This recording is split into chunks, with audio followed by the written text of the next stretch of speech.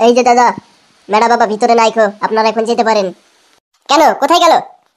ওর একটা জরুরি মিটিং আছে, সেই জরুরি এমার্জেন্সি মিটিং এ গিয়েছে, কখন আসবে ঠিক নেই। হামসাফার, কি করবি তাহলে বল? কি আর করবা তাহলে, চলো ঘুরে যাই।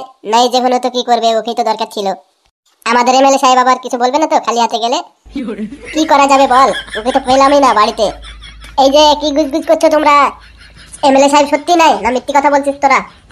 আচ্ছা, আপনার যদি বিশ্বাস না হয় তাহলে আপনি গিয়ে দেখতে পারেন। ঠিক আছে, দেখার দরকার নাই। মেরা বাবা যখন আসবে তখন বলে দিবি যে ও জমা হয়েছিল এমএলএ বিকাশ দত্তের লোক। আর এটাও বলে দিবি এমএলএ বিকাশ দত্ত ওকে পেলেই কিন্তু খালাস করে দেবে। সত্যি নাকি? আরে হ্যাঁ হ্যাঁ সত্যি, তোদের কোনো ক্ষতি করবে না, কিন্তু নেড়া বাবাকে পেলেই নেড়া বাবার খবর আছে। পাড়ার বাল বহুত ঝামেলায় জড়ে গেলাম তো। নেড়া বাবাকে ভাবতাম বাঘের বাচ্চা একটা, কিন্তু না, এ তো মেকুরের বাচ্চা। কিরে, কি ভাবছিস মনে মনে? কিছু না ভাই, কিছু না, এমনি।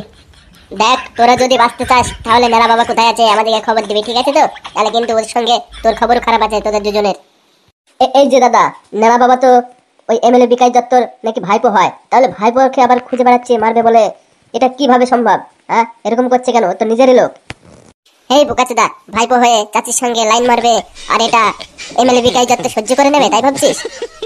তো চাচি যদি ভাইপোর কাছে সাহায্য চাইতে আসে তাহলে ভাইপো তো খারাপ কাজ করবে। চুপবে বোকাচোদা, তুই বেশি বুঝিস নাকি? দেখতে পার তোকে তুলে নিয়ে যাবো এক্ষুনি এমএলএ বিকাশ দত্তর কাছে। এই যে কথাবার্তা ভদ্রভাবে বলবে, এখানে গলা বাজাবে না, বুঝলে তো? তাহলে কিন্তু খবর খারাপ আছে। সাদা কুত্তা, বোকাচোদাকে ধরে এখানে পিটে দে তো দুজনে মিলে। চ, এই এখান থেকে কেটে পড়তো, যা যা এখান থেকে সর, নাহলে ঘাট ধাক্কা দিয়ে বের করে দেবো কিন্তু, বলে দিলাম। তবে রে দাঁড়া বোকাচোদা, দাঁড়া সাদা কুত্তা। কি হলো হামসাফার, আমাকে আক্কালি কেন? শোন, এখন আমরা ওর এলাকায় আছি, বুঝলি তো? ওদের সঙ্গে পারা যাবে না। চল আমরা ফিরে যাই, গিয়ে এমএলএ বিকাশ দত্তকে বলে কি এমএলএ বিকাশ দত্তই যা করার করবে। তাই বলছিস? ঠিক আছে চল তাহলে। শোন, তোদেরকে পরে দেখে নেবো। হ্যাঁ হ্যাঁ দেখিস, যা কত দেখবি। এই পাকান বেগম, তুই জানিস নে আমি সকাল সকালে চা খাই, আর তুই এখনো চা করিস নি? যা যা যা, আমার লাগি স্পেশাল চা বানিয়ে লাই। এই মিনসি, আমি তো চা করে আসিনি, তুই পারলি করি খাগা, আমি চা করতে পারবো না। আরে পাকান বেগম, চা করতে পারবি না তো তোকে বিয়ে করে আমার লাভটা কি বল? কেন, সে ফালতুর বউকে ডাক, তাকে বিয়ে করে তুই আমাকে তো পাত্তাই দিচ্ছিলি নি। ওকে বল ও তোকে চা করে দিয়ে যাক, তুই খা। ওইসব কথা বাদ দে, তার মানে তুই চা করবি না তাই তো? না, আমি চা করবো না তোর জন্য। বড় ভাই। পাকান বেগম, তুই কিন্তু আমার একটা কথাও শুনছি না। কিরে শালা কুত্তা আর হামসাফার, হঠাৎ করে চলে আসলি যে, কি খবর কি বল? খবর খুব খারাপ বড় ভাই, খবর ভালো না। কেন রে, কি হয়েছে? সেখান কি ছেলেকে ধরে নিয়ে আসতে পেরেছি? সেটা সাদা কুত্তাকে জিজ্ঞেস করে বড় ভাই, ওই বলবে। কিরে সাদা কুত্তা, কি হয়েছে বল?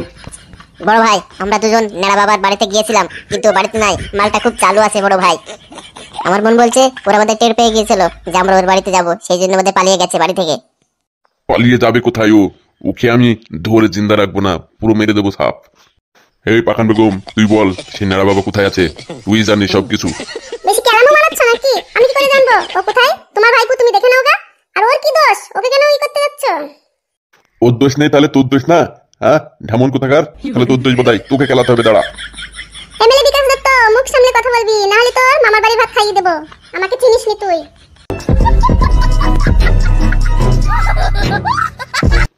মানে পুলিশকে বলবি? পুলিশ কেস করবি? বাবারে ভয় লাগছে আমার। পাকান বেগম, তুই জানিস না পুলিশ সব আমার হাতে। হ্যাঁ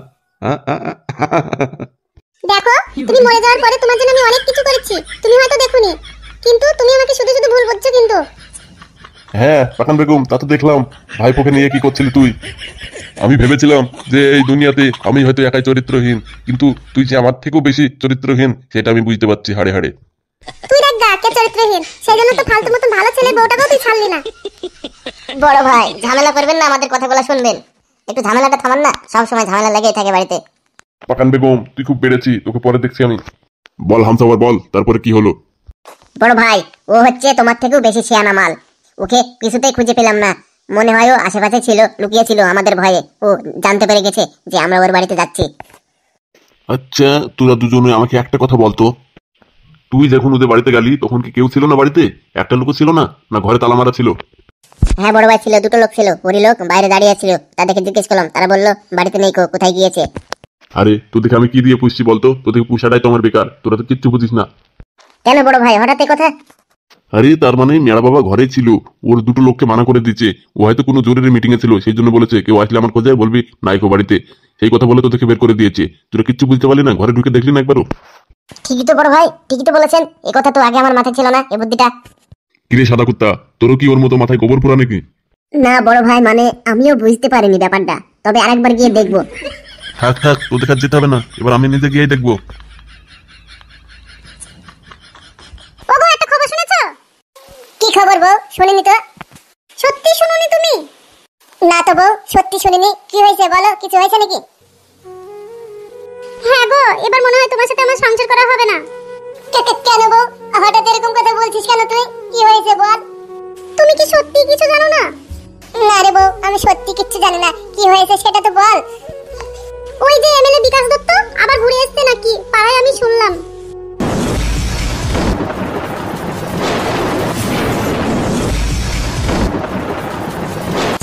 সত্যি? কে বললো তোকে বউ? রাস্তা দিয়ে একটা লোক যাচ্ছিল, তাই ওরা বলতে বলতে যাচ্ছিল যে এমএলএ সাহেব নাকি ফিরে এসেছে। আর এমএলএ বিকাশ দত্ত যদি সত্যিই ফিরে আসে, তাহলে তোমাকে আর আমাকে খুঁজে বেড়াবে, আর আমাকে দেখতে পেলে তো তোমার কাছ থেকে ছিনিয়ে নিয়ে যাবে। না বউ না, তুই এরকম কথা বলিস না, তাহলে আমি তোকে ছাড়া বাঁচতে পারবো না। না বউ না, তোকে আমার কাছ থেকে কেউ আলাদা করতে পারবে না, আর যদি পারে সে একমাত্র উপরওয়ালা ছাড়া কেউ আলাদা করতে পারবে না রে। ওগো, আমার দিকে তাকাও একটু। তাকে আর কি করবো বলো বউ? আমার এই বুকে কত কষ্ট তুমি জানো না, তোমার জন্য সেটা। আর তুমি আমার কাছ থেকে চলে গেলে আমি তো প্রাণে মরে যাব, আমি তো আর পৃথিবীতে বেঁচেই থাকবো না। দেখো ফালতু, আমারও তো তোমার কাছে সারা জীবন থাকার ইচ্ছা, কিন্তু ওই এমএলএ সাহেব ভালো না, ও আমাকে তোমার কাছ থেকে নিয়ে চলে যাবে। সেটা কখনোই হতে দেব না, কখনোই হতে দেব না বউ। ওই শালাকে আমি খুন করে ফেলবো। দেখো ফালতু, তুমি মন খারাপ করো না, আমি তোমার কাছে থেকে কখনোই যাব না। তুমি পারবে না তোমার কাছে আমাকে লুকিয়ে রেখে দিতে তোমার ওই বুকের মধ্যে? ফালতু, তোমার মতো করে কেউ আমাকে ভালোবাসতে পারবে না ফালতু। আই লাভ ইউ ফালতু, আমি তোমাকে ছাড়া যাব না। বাঁচলে দুজনে একসাথে বাঁচবো ফালতু, মরলে দুজনে একসাথে মরবো। আই লাভ ইউ টু রূপা। সত্যি তোমাকে খুব ভালোবাসি আমি। তোমার কথা শুনে আমি একটু খুব আনন্দ পেলাম রূপা বেগম। ওই পাগল, আমি তো তোমারই, তুমি এবার একটু হাসো। সত্যি বউ, আমাদের সেই ছোট্ট ছেলেটা কই গো? কোথায় গিয়েছে ও? ও তো রাস্তায় খেলতে গিয়েছে গো, এক্ষুনি চলে আসবে। তাই? ও ছেলেটা আবার খেলা শিখে গেল? এখানে নতুন মানুষ, কি করে চিনলো ও? ওই দেখো চলে এসেছে আমাদের ছেলেটা। কি রে গজ্জাল কটু, কোথায় গিয়েছিলি? দূর বাড়া, আমি একটু বাজারে গিয়েছিলাম বন্ধুদের সঙ্গে আড্ডা মারতে। এই জর্দার কটু, মুখের ভাষা শিখছি না, আর এই বয়সে বন্ধু কোথায় পেলি? ওই মা, আমার ওই পাড়াতে পাশের গ্রামে আমার দুটি বন্ধু হয়েছে, ওদের সঙ্গে আড্ডা মারছিলাম আর বিড়ি খাচ্ছিলাম গিয়ে। আর এই বালের আব্বা তো আমাকে বিড়ি দেয় না খুব। এই মুখে মেরে মুখ ভেঙে দেবো, দেখেছি বিড়ি খাওয়া না? তোকে তো আমি মানুষ করতে পারলাম না রে বাপ, তুই সে এমএলএ বিকাশ দত্তর মতনই হলি। দেখো মা, আমি অত কিছু বুঝি না খো, তুমি যদি বিড়ি খেতে দাও তাহলে আমি থাকবো বাড়িতে, নাহলে এই বাড়ি থেকে বেরিয়ে চলে যাবো, কিন্তু বলে দিলাম।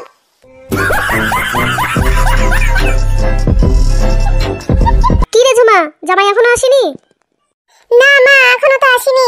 আমি তো বসে বসে সেই কথাই ভাবছিলাম, কেন এত দেরি হচ্ছে। কি লো ঝুমা, ওই কেলাচোদা জামাই এখনো আসলো না? ওর কি কোনো বুদ্ধি নেই নাকি? এমএলএ সাহেব খুঁজে খুঁজে বেড়াচ্ছে, আমরা ভয়ে মরছি, আর ওর কি কোনো ভয় নেই? কি আর করবো বল মা, আমার তো পুরা কপাল। স্বামীটাকে তো কোনোদিন শাসন করতে পারলাম না, আর আমার কি কোনো কথা শোনে তুই বল? এই দাদি, দাদি আমাকে 5 টাকা দিয়ে দিলি। এই মাঙ্গেশ্বরা, আমাকে দাদি বলবি নি, আমি তো নানি হই। আর 5 টাকা কি করবি তুই? বাড়া, তুমি আমার দাদুকে বিয়ে করি তো, আর তোমাকে দাদি বলবো না তো কি বলবো? আর কি মারা দায়িত্ব পায় না তো। এবার তুই চুপ কর তো, তুই দাদি হচ্ছিস নানি হচ্ছিস, দাদি বললে তুই রেগে যাচ্ছিস কেন? দেখো দাদি, আমি বেশি কিছু বুঝি না, তুমি 5 টাকা দেবে কিনা বলো। 5 টাকা কি করবা দাদু ভাই? আমার বন্ধুরা সব আইসক্রিম খাচ্ছে, আমিও খাবো, আমারও খেতে ইচ্ছা করছে।